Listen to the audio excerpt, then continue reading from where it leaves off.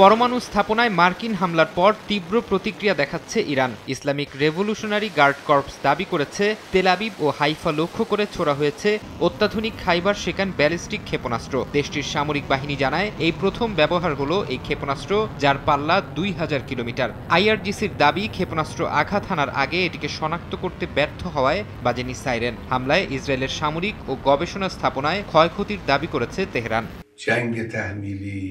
3টি পরমাণু কেন্দ্রে মার্কিন বিমান হামলার পর প্রথমবারের মতো প্রতিক্রিয়া জানালেন ইরানের সর্বোচ্চ ধর্মীয় নেতা আয়াতুল্লাহ আলী খামেনি। সামাজিক মাধ্যমে দেয়া এক বার্তায় তিনি বলেন, শত্রুরা বড় ভুল করেছে, তাদের শাস্তি পেতেই হবে।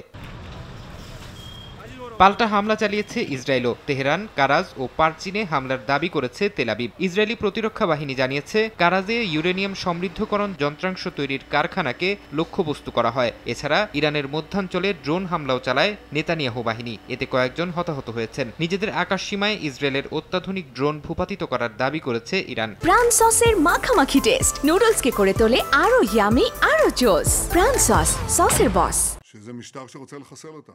এক ভিডিও বার্তায় ইসরায়েলের প্রধানমন্ত্রী বিনিয়ামিন নেতানিয়াহু দাবি করেছেন, চলমান সংঘাতে লক্ষ্যে পৌঁছানোর কাছাকাছি পৌঁছে গেছে তেল আবিব। ইরানের পরমাণু হুমকি নিশ্চিহ্নের পাশাপাশি দেশটির ব্যালিস্টিক মিসাইল সক্ষমতা শেষ করার অঙ্গীকার করেছেন তিনি।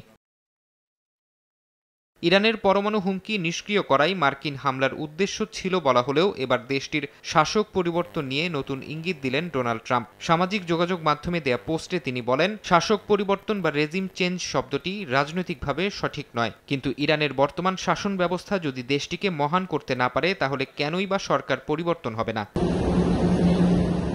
এদিকে ইরানের পরমাণু স্থাপনায় হামলার জেরে মার্কিন নাগরিকদের জন্য বিশ্বব্যাপী সতর্কতা জারি করা হয়েছে। দেশটির পররাষ্ট্র দফতরের জারি করা এক বিবৃতিতে বলা হয়েছে, ইসরায়েল ইরান চলমান সংঘাতের কারণে মধ্যপ্রাচ্যে ভ্রমণ ব্যাহত হচ্ছে এবং অঞ্চলটির আকাশসীমা কখনো কখনো বন্ধ রাখা হচ্ছে। এই প্রেক্ষাপটে বিশ্বের বিভিন্ন অঞ্চলে যুক্তরাষ্ট্রবিরোধী বিক্ষোভের আশঙ্কা রয়েছে।